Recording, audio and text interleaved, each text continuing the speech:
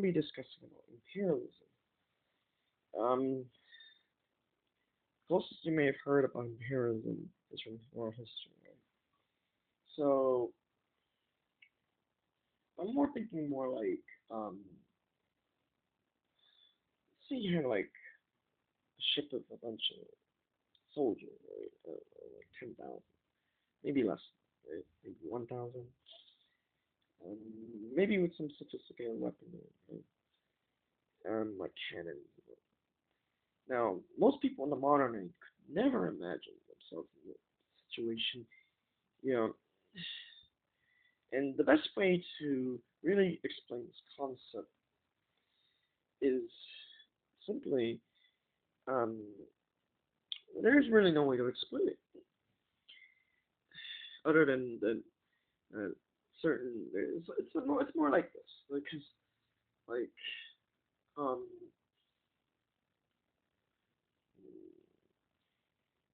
I suppose that there's some audience members who haven't completed high school yet. The better analogy was, why did you make friends with this person? Or if you're in a group, why did you join this group, not the other group, right? Um, there's a lot of decisions that you can make, right? Um, some ways of explaining the decision making are far more isolated than others. In my opinion, um,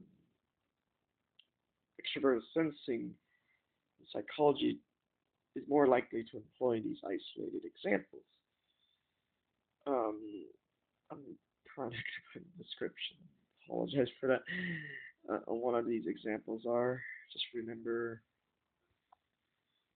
but how come the non-extroverts, the introverted sensors, they prefer examples such as, um, for example, if you were taking a public speaking class, you would be physically at red, you would be physically at a certain part of campus delivering a speech, and that would be an isolated example is if we would do that in a classroom, right?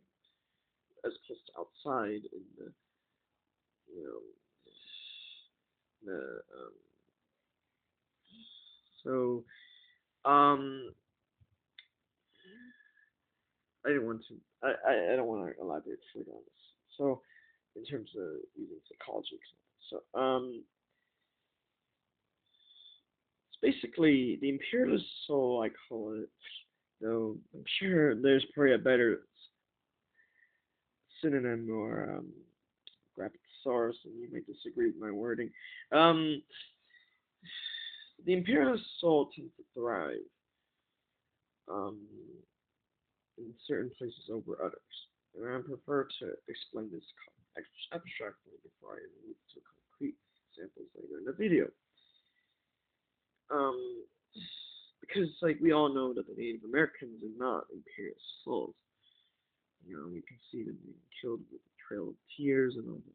So we clearly saw that the Spaniards and the American um, colonies basically wiped out the Native Americans. So the imperialist soul is described as I mean, these Native American societies are not that primitive. They have prisons, right? So the imperialist soul probably went to prison in the past life. They were they were in these Native American prisons, and they reincarnate, right? And then now they reincarnate in an imperialist society, right?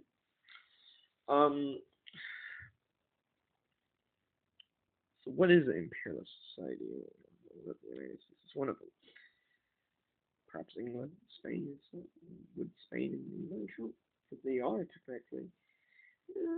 Just a years ago, they had all these ships. Yeah, um.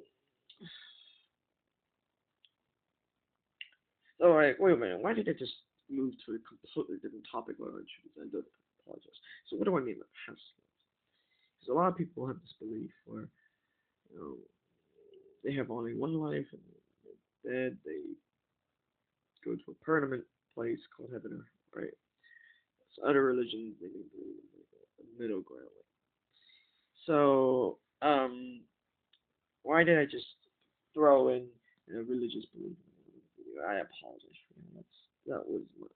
That's something I should have at least provide a disclaimer.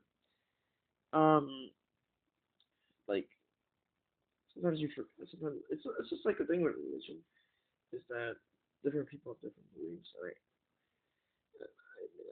can't just post my beliefs on anyone here.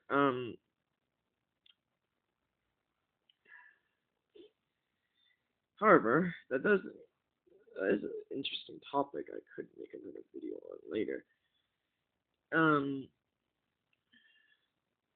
but the imperialist soul is something that um they tend to I would say they're better at using technology. That's not the correct description. But the imperialist soul, they tend to let's just say if they were to reincarnate, um, they have to be careful not to reincarnate in certain places. So, because much of Asia, much of Europe are very advanced societies with all this technology. Very advanced. Have basically caught up to the modern age with technology. And I suppose there are some cases where maybe certain communities may have neglected to, for example, rebuild like a several hundred-year-old building or something like that. So there are some isolated cases like that, um, regardless of what first world country you live in. Um, the imperialist soul definitely got arrested in a time period. Now, there's a difference between an imperialist soul and someone that, cause there's a word that's called a racist, or racism, that I think there are many disagreements on the definition of this word. Um,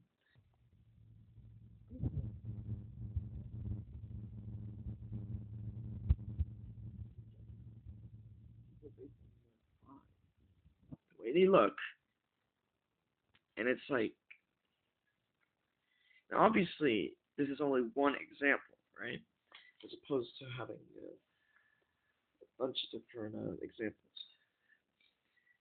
So, from the example that you just saw a minute ago, or half a minute ago, um, it's for someone who, um,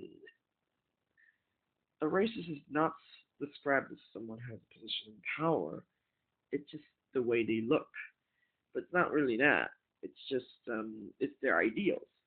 It's their aspirations, their ideals, what they would do if they had power. It's all what if, right? It's um, not of anything objective.